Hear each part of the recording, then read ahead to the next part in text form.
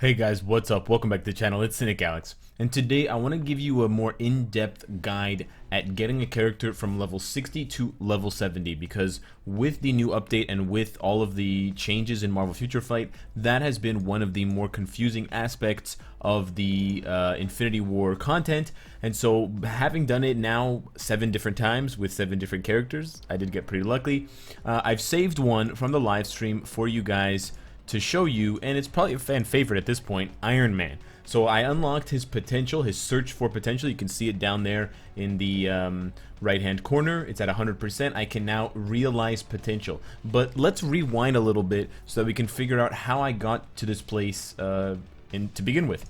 So to do so, you first have to go into the World Boss Challenge. This won't be possible if you're a brand new player, so keep that in mind, that this is more for the intermediate and veteran players pretty much entirely. But once you start getting tier 2s and once you start getting a hang of World Boss and World Boss Ultimate, you can potentially start pushing your tier 2s from the 11 that are available to tier 3. In my case, because I can't speak for everyone else and what they've been doing, but I've only been playing against World Boss Ultimate Proxima Midnight. I'm doing so because I want the additional rewards that you get here at the bottom, the Thanos Diaries, the Dimension Dust, the Titan component packs, and the Cosmic Cube fragments, in addition to the booty boxes. You can also play in World Boss regular mode. Additionally, you can also play your chosen one for the day that has additional rewards in order to get potential. But the amount of potential that you receive is random. I've gotten 100% potential on characters playing stage 1 of Ultimate Mode, and I've gotten 100% playing stage 15, and I've gotten everywhere in between that. I've gotten 5%, 10%, 12%, 35%, so it really is random. Unfortunately for me, I haven't gotten many of the Titan resource books, or the diaries that I like to call them. I only have one, so that's kind of an example of bad RNG on my end. Fortunately, I have been lucky enough to get a lot of characters' potential up to 100%, which has allowed me to then get them to level 70. Now, getting them to level 70 is going to cost you a lot of resources, so I do want to put that out as a disclaimer as well. Just because you get them to 100% potential, that is just the kind of the play portion. That's kind of the gameplay portion of getting them to level 70. The rest of the way, after you realize potential, is actually just putting in resources, black antimatter or chaos lord stones or cosmic cube fragments, but I'll explain why you don't want to use those. Of course, gold, and then finally other random biometrics. So once you've gotten lucky enough or you've just played enough times in the World Boss event with the characters that can realize potential, which are the 10 that got uniforms from this update plus Doctor Strange, you will get that search for potential to 100%, and then you can realize potential. When you do that, this is what happens on the screen. Each character has their own unique wording or unique title for their potential. In Iron Man's case, it's Stark's Genius. So they all have a different one. Black Widow's, for example, is called Red Ledger, and they all reference the character in some way, whether it's from the MCU or the comics. It's just a really nice piece of flavor text. And then you get to this screen. Once you click on Enhance Potential again, you go back, and here's where you're going to end up. And this is where people are confused.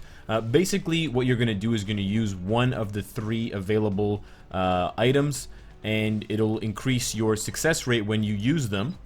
And then once you get to a rate that's above 10%, you'll be able to click the word or the button upgrade. If you go under 10%, you can't click upgrade. Of course, you can always go to 100% every single time by hitting max, but you can only do that by using only one item. So you actually can't get up to 100% by using multiple items. I believe you just go up to 99 or something like that.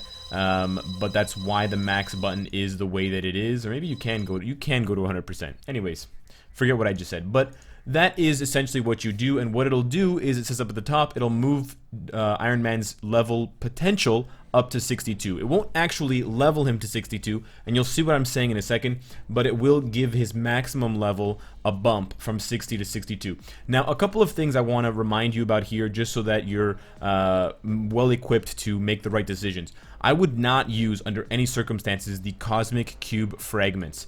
Right now I have 100, I've saved them up. but you want to save them if you have any intention to tier 3 a character in the future, whether it's Captain America or another one. Right now, it costs 800 Cosmic Cube Fragments to tier 3 a character. So yeah, I've only gotten 100 after playing World Boss Ultimate Proxima 25 times. So it's a very rare resource. I would not recommend doing that unless you have no, definitely no opportunity or no intention of tier 3ing a character. So that leaves Black Antimatter and Chaos Norn Stones. Now, traditionally speaking, we've had a lot more Black Antimatter than Chaos Norn Stones, so most players will be inclined to spend their Black Antimatter. However, I just want to point out, while I would recommend that you spend Black Antimatter if you have, 10,000 Black Antimatter and only 5,000 or 2,000 Norn Stones, for all characters, once they reach above level 60, so let's say, for example, my Captain America level 70, all of the gear upgrades, because once you get to level 70, you can upgrade your gear from 20 to 25, so that's 4 different gears up to 25, they all require more Black Antimatter. And so 12 is the roll per selection, like per roll, for 20 to 21. So I could spend, 10 times upgrading this, which would cost me an extra 120 Black Antimatter. That's going to add up over the course of those 4 gears. So I just want to point that out, and I just want you to keep that in mind, in addition to if you want to upgrade Thanos, Corvus Glaives, and Proxima's uniforms, that also costs Black Antimatter in increasing amounts. So Netmarble has been clever about this, and they found new ways to make us spend Black Antimatter to balance them out, because prior to this update, Norn Stones of Chaos were super rare and super valuable because they were used pretty much exclusively to tier 2 characters, 1,000 for most, and then 500 for the smaller ones. And we had a huge excess of Black Antimatter because they were only used for the rank ups, and we got so much more when we played World Boss. Now, we still get more Black Antimatter, but there are so many more uses for them. But anyways, once you decide whether you're going to use Chaos Norn Stones or Black Antimatter or both, now you have another decision to make. Now, the safest option is definitely to just go to 100% every single time.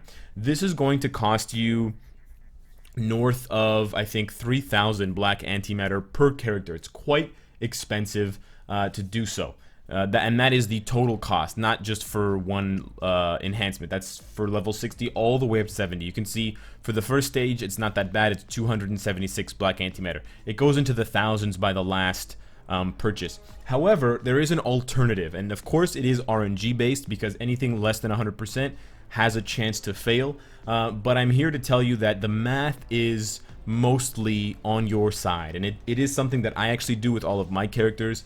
And I think, on average, I've saved at least 10 to 20% resources. And that includes gold, I believe. So what you essentially do, and what I essentially do when I'm upgrading my characters, and again, you don't have to take this route if you don't want to. If you don't want to see the failure button, if you don't want to throw away or risk losing resources, if you think that you're an incredibly unlucky person, don't do this. This is just for the people who want to try to min-max as much as possible and try to save and kind of gamble a little bit to get better, basically come out with a little bit more, come out ahead a few resources. You basically roll it at 50% chance. And the reason why you roll it at 50% is because even if you fail, you get refunded half of the resources, and your success rate will start at half. So that means if I fail this one, let's just see if I fail it. Okay. See, I just succeeded. If you succeed, you just saved 50% of the resources. That is the best case scenario. We're gonna go ahead now and buy, or like use up character bios to get the level up to 62. In total, you're going to need 2,403 biometrics to get from level 60 to level 70. For this one level, you don't need that many. You only need 361, so it's not that bad at first. But I imagine that a lot of people are going to have to stop at about, level 64, level 66, because, yeah, it does increase into the 500 and 600 range of biometrics once you get there. But for now, we're just going to use Satana to get to level 62. And then we're going to be able to go to the next level of potential. And this is basically how you get any character to level 70. Once you realize their potential, that's kind of the tricky part because you don't control how much potential you get, and you can only use them once per day in World Boss and World Boss Ultimate. But once you do that, it's basically just, do you have enough gold? Do you have enough black antimatter or chaos nordstones? And then do you have enough spare biometrics? The number of biometrics you use will never change. It always has to be 2,403. Keep in mind that Corvus Glaive, Doctor Strange, and Proxima are all the same cost as regular characters, but Thanos costs double. So if you do get Thanos' potential to 100% and you really want a level 70 purple raisin, it is going to cost you 4,806 bios, which is a lot. But anyways, let's go back to Iron Man, if I can find him. He disappeared now. Here we go, 62. And we're going to try to enhance the potential again. Again, I'm only going to go to 50%, and I'm going to hopefully, that's weird, hopefully fail, so I can show you guys what happens when you do fail and explain why it's not as bad as it seems. Essentially, what the 50% ratio is basically a coin flip. And it's basically, every time you do it a second time, it only costs you 25%. So the first failure costs me 50%, but then the second failure only costs me 25% because I get half of it refunded for the next roll. So I basically have 3 chances at 50% before it costs as much as 1 full attempt at 100%. If the math is still not kind of making sense to you, drop a comment below the video and I'll try to help you out, or someone who's better at explaining math than me will try to help you out. But basically here it's 279 and 500,000 gold. I'm going to hit it. I failed, but I maintain a success rate of 25%. So now when I click back, you can see it's already at 25%, even though I haven't added any black antimatter. It's not taking any of mine, and it's already at 25%. So now when I bump it back up to 50, I'm not spending 50% of my resources this time. Remember, it was 200 and change, right? 200 and change black antimatter. Now when I dial it back up to 50%, it's only going to be 100. It's going to be half, 137 instead of the 274 that it was. So now, again, I re-roll and I have another coin flip chance. If I fail this one, okay, I still maintain the 25%, and up to now, I've spent 75% because the first roll was 50, the second roll was 25. So I've spent 75% of a full roll, which would have been if I had just hit 100% and spent all of the black antimatter and all of the gold. So here we go. If I fail now, then I am losing resources. And that is the downside to this method. In this method, with 3 chances of 50%, you have an 87.5% chance to succeed. That means you succeed on the first try, the second try, or the third try. So there's an 87% chance that I'm either going to spend the same amount of resources as someone who does 100 or less, which means I save. Now, of course, there's a 12.5% chance that I'm going to end up spending more. And that is exactly what's happening right now. And that's unfortunate, but that is the downside to this method. Sometimes you do lose out on resources, but then sometimes you end up gaining back resources. Okay, I failed again.